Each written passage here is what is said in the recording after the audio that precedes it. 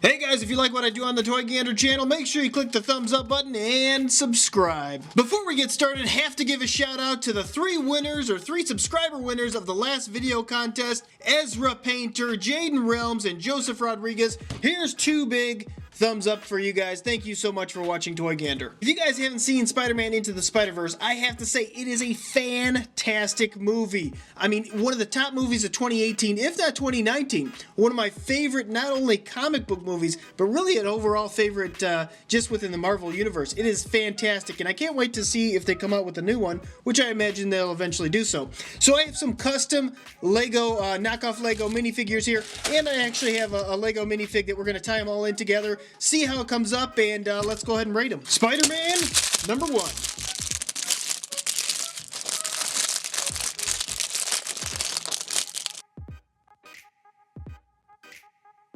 Spider-Man Noir. Now, without even looking into the credits to see who voiced him within the movie, I immediately could tell this was Nicolas Cage, and he just did a spot-on job for the character. Now, looking at this actually represents him very well. One thing I typically don't like is the trench coat. Usually, because it's very paper thin, it ends up bending in the wrong spots, and it just looks bad. What they did here is they actually used a velvet backing with the paper on the inside, so it's a little bit thicker and it looks a little bit more legitimate, which I do love. Great printing on the overall torso, and actually when I separate these, it's got decent enough clutch power. It's not quite as good as Lego, I will say that, but the overall printing on it is done very well. He even has some printing on the cuffs right here to really tie in that trench coat into his arms, which I do like. He also is included with an actual gun, which we would never see Lego actually do.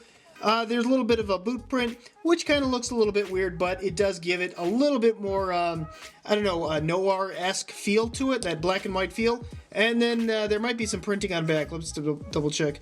No printing on back, at least on the legs. I don't want to take the trench coat off because it was kind of hard to put on. Now, one thing that's a little bit strange here is they include not only this hat, which I do like, but they also include this. And you'll see this is the theme of this. This is like this Iron Man-esque helmet that goes over it. Some of it looks good, some of it doesn't look good. Clearly, it doesn't look that great for this character because he's always wearing that hat. And it just looks more legit that way. But overall, I'd have to give this one, for a knockoff, I didn't give it a 10, 9 out of 10. Next Spider-Man.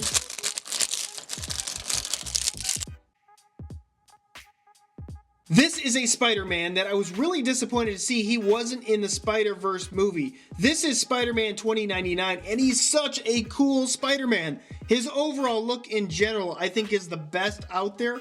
I love like the skull and crossbones looking spider symbol that he's got in the front here. I love the way his mask looks. I just love this character. Now, as far as how it's represented in brick form, I'd have to say it's okay. I would probably rate it about a 6 or 7 out of 10. The main reasons why is the printing's not done quite as good or crisp as I would like to see. Specifically on the front right here, that red just shows up a little bit dark, and it just is not a good transition from the arms to the face to the torso. So that's a bit of a miss. Another thing that's a little bit of a controversy is in the comic books, I know he shows up dark blue with some highlights. However, I think the original creator meant to make him black, and they only chose the blue because it's the way it showed up in the comic books. However, right here, I think the blue's a little bit bright blue, and it doesn't quite exactly fit. The other thing is the way that this cape sits, it's white. And his cape is supposed to be like this spider web look. So I think if they would have went with a clear cape, it would have fit the character just a lot better than what it currently does. He does have some printing on back, which you can kind of see right here. Printing on back looks pretty good. I like the overall look to it. There's a lot of shading. Actually, if you look in the front torso, you can see a bunch of shading right there. It's kind of hidden and muddied in with the rest of the print, but it's okay. He also is included with, again, this helmet, which I kind of do like, but I just don't know if I like this one or this one better. You guys let me know in the comments on which one you guys prefer, this or this. And then he also includes this spider web, or this web slinger. This is kind of weird because the whole thing's plastic, and that's clearly not what Lego does. They do a rope within the middle with this plastic, so it's kind of, I don't know, it keeps its form, which is just weird. I don't know. I'm gonna throw that thing in the trash. Here we go, let's move on.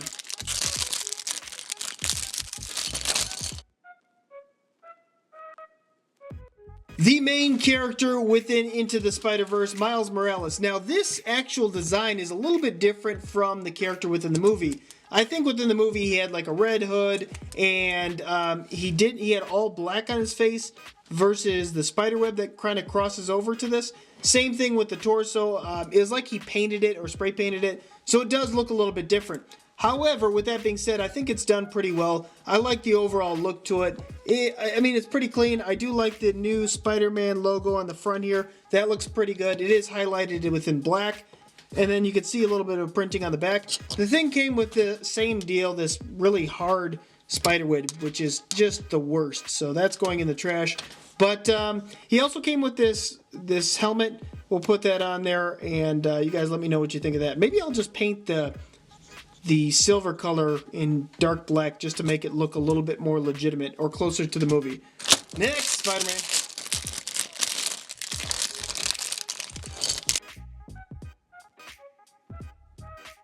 Another character, well, technically the same character as before. This is Spider-Man 2099. This is only the new version of him. Now, I do like him. I think he does look pretty good. In fact, I've already had one of these.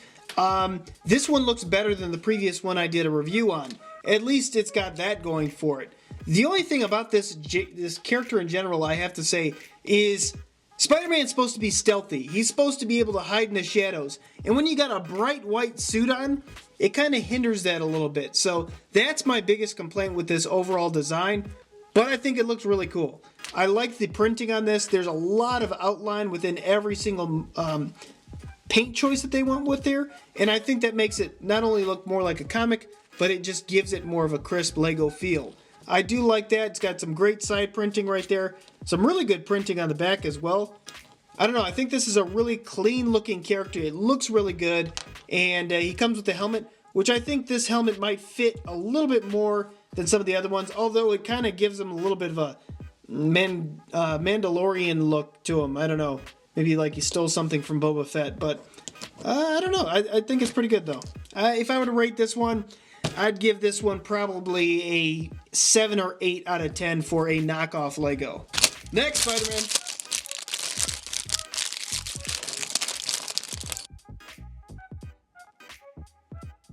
Okay, the Spider-Man Peter Parker version of him. Now, this one is like your traditional Spider-Man, although you will notice he's got some solid silver lines within there, or metallic lines within there, so it looks a little bit different. The overall printing's done okay. I do like the side printing right here. I think that's done really nice. It almost looks dual molded. One thing that was a shocker is actually the legs are dual molded. And look. No, they're not. I lied. Okay, they look dual molded, just that blue shows up really dark. I was about to say, because you never really see these companies, these knockoff companies, do dual molded legs, and sure enough, they did not. That is paint on there. So it looks good for just being painted, I'll say that. And the printing on the boot's done pretty nicely. The overall printing on the face is good. No printing on the back of the head, which is no surprise here. But then we'll put the helmet on him. And it looks okay. Because this one's pretty much a direct knockoff, I'm going to give this one a 5 out of 10. Just because the quality of the plastic, specifically in the hand pieces, I had to jam it right in there. And there was some excess plastic that fell out. So 5 out of 10. Next, Spider-Man.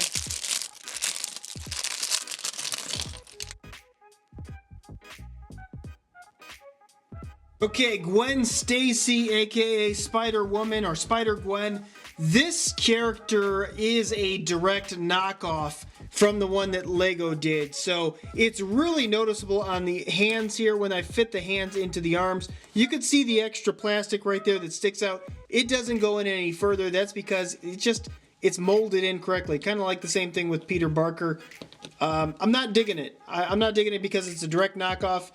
Although the character's okay and it's pretty cool, the only thing that's new or custom, quote unquote, is this helmet, and it just looks way off. It just ends up looking like an alien because it doesn't fit the character. The character always comes with a hood. So if I were to rate this one, it's like a 3 out of 10. Really poor job on the execution of this character and the overall quality of the plastic. Next Spider-Man.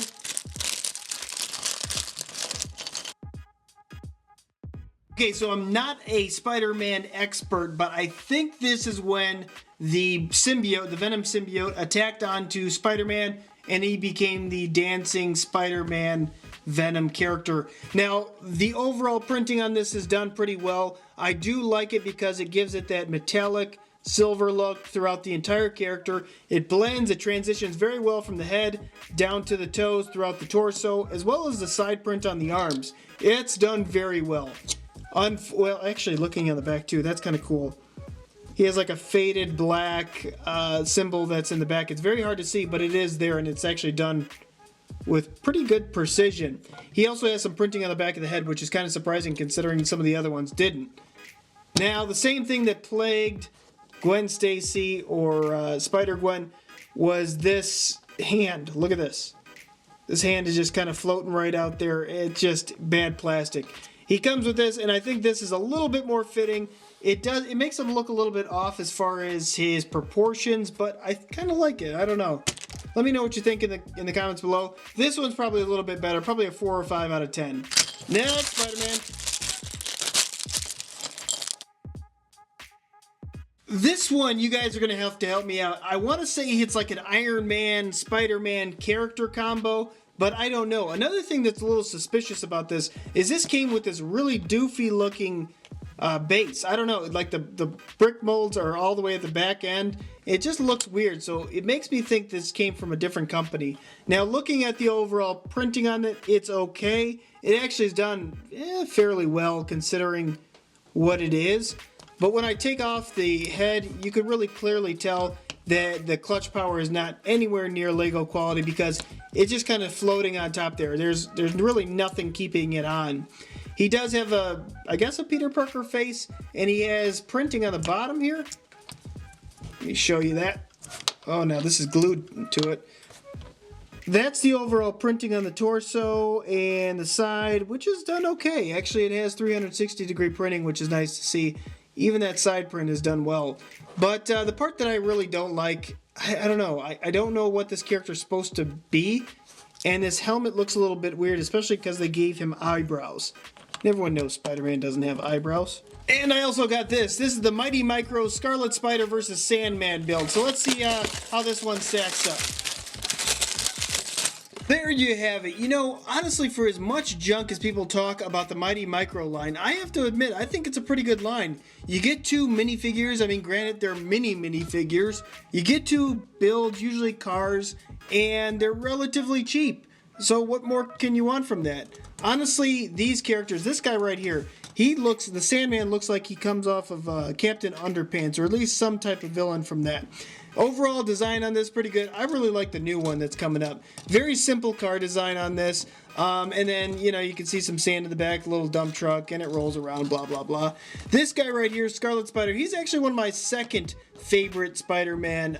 Although he's relatively considerably weaker than any of the other ones, he actually, I think, looks really cool, at least in my own opinion. I do have a plan for this Spider-Man. In fact, I have Spider-Ham, the custom head print coming, and I'm going to use him as a base to create a really cool looking character, so hopefully that comes in. Another thing that I think is a little bit weird on this one is the blasters in the back of this don't look exactly right, and they're barely on there. Like, if you move any of them, they're gonna fly right off, so I don't like that about it.